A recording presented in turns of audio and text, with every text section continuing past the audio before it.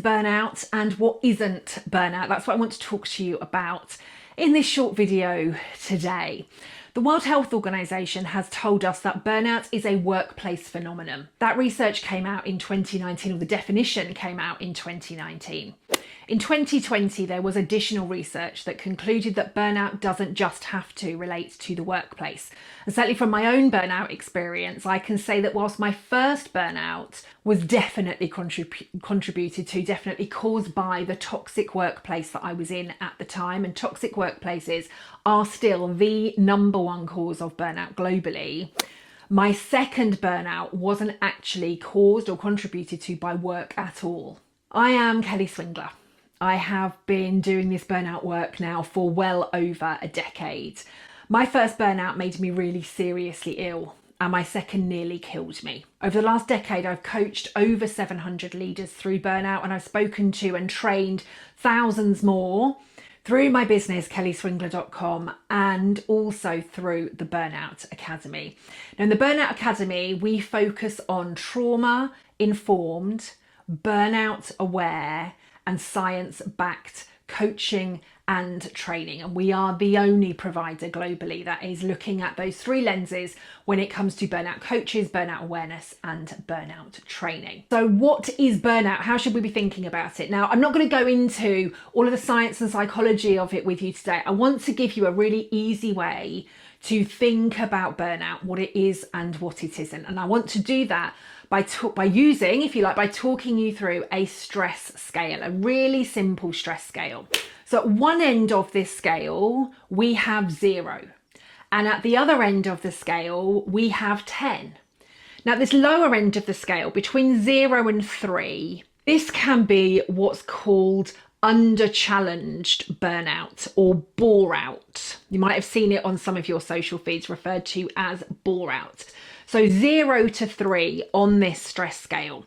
Now, ideally, we don't want to be here, but this is where we can be doing the same monotonous tasks over and over again, where there's no real creativity, no real autonomy, nothing to get us passionate or driven, excited about. Just the same thing over and over and over and over again. So we have this, we think of on our scale 0 to 3 as being this under-challenged or bore-out burnout. If we then take our scale and we think of 4 to 7. Now, 4 to 7 is what we would classify as normal levels of stress. Now, depending on which end of this scale or which end of the scale whether we move up and down the scale all of the time or whether we find ourselves stuck, we can create a new normal for ourselves. I will cover that in a later video for you. We can create a new normal, but for the purposes of today, we're thinking 0 to 3, under-challenged bore-out. Now, we don't want to be at this point. 4 to 7 is where it's nice and healthy. Now, we might not necessarily think about 4 to 7 as stress. We might be thinking about it as motivation, adrenaline, drive, passion, right? The things that get us out of bed in the morning, the things that keep us motivated, the things that keep us going. So we might not be thinking about those things as stress, but all of those things actually are a type of stress. But 4 to 7 we think of as the healthy levels. As we then move into kind of 8, 9 and 10 on our scale, this is where we start to move into chronic stress.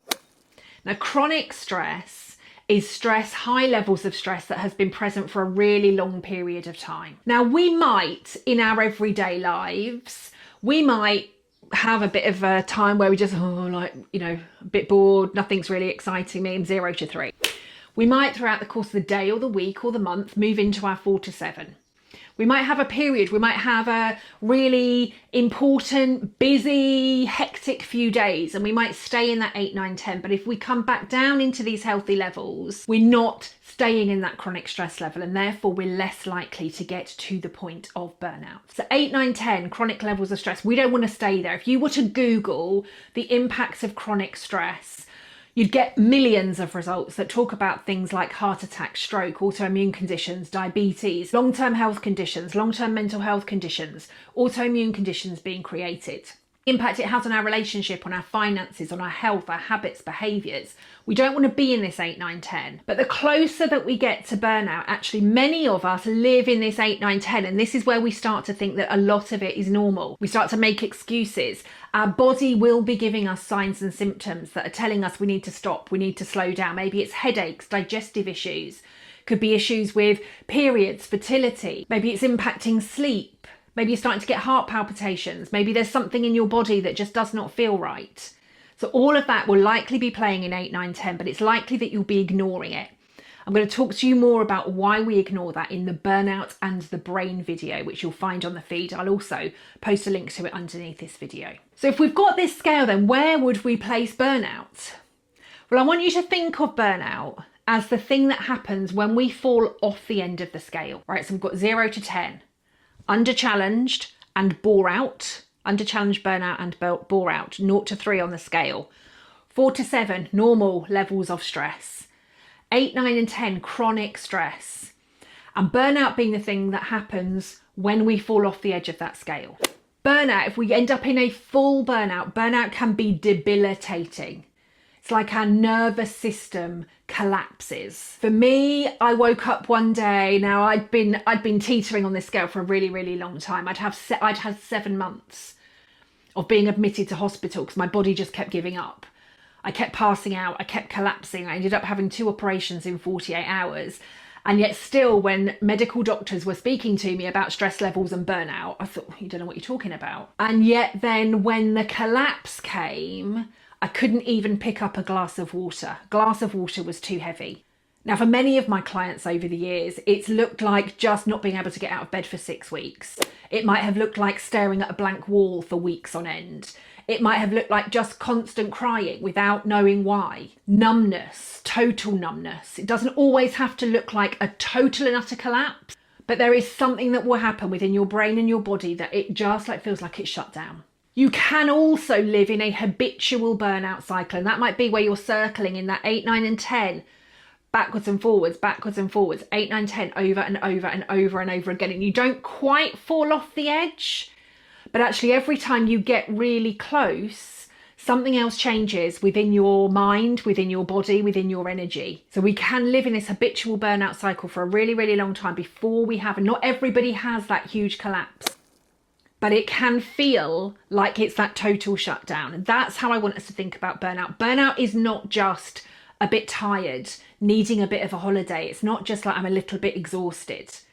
Burnout is a nervous system collapse, like a shutdown. If you were to, if you overloaded all of the electrical sockets in your house directly into your fuse box, it's like the fuse box is just blown. Now we can rebuild, but we don't want to keep overloading and overloading and overloading because it's just going to blow again. And each time it blows, more damage is done. If we think about all of the things that would be happening to each of those electrical circuits, to each of those electrical wires, we can't just stick a new plug on it and hope for the best. It's having an impact throughout the whole, if you were to continue to keep overloading, what's happening to the rest of your house? All of your wiring, everything is going to start to become more delicate, more temperamental, might need a complete rebuild. Now we can't just call in an electrician and say, rewire me. Burnout recovery can take a really, really long time. For me, and with the long-term, life-term impact that burnout's had on me, I will never fully recover from the impact of burnout. I can say that I have recovered from the 2 periods of burnout, but I'm never going to fully recover from burnout because of the long-lasting chronic illnesses that I have created, that my body has created as a result of burnout. So that's how I would like you to think about burnout. Boreout is not where we want to be. 4 to 7, ideally, absolutely where we want to be. 8, 9, 10, not where we want to be. As I said, you might be creating a new normal. You might be in 8, 9 and 10 thinking, well, this is just what it takes for me to work at this level or do this stuff or whatever. You've likely created a new normal. But we should start to think about the impact that this is all having on your body. As I said, I'll cover the new normal in a later video. But I want us to think about burnout as a thing that happens when we fall off the end of that stress scale, when we find ourselves collapsed, like our nervous system has just shut down completely. We can't think, we can't function, we can't move. That's how I want us to think about burnout. Now, as I said, it may not be that extreme for everybody. It may not be a total shutdown, but it's likely that some fuses are blowing somewhere, and this is where we need to start to create the change. If you would like to find out more about Burnout and or the Burnout Academy, head over to my website, kellyswingler.com. I will post the video about burnout and the brain, and also the video about how we create this new normal. I'll post those in the comments below. If you found this helpful, please do give me a subscribe. I will see you in the next video. Take care for now. Bye bye.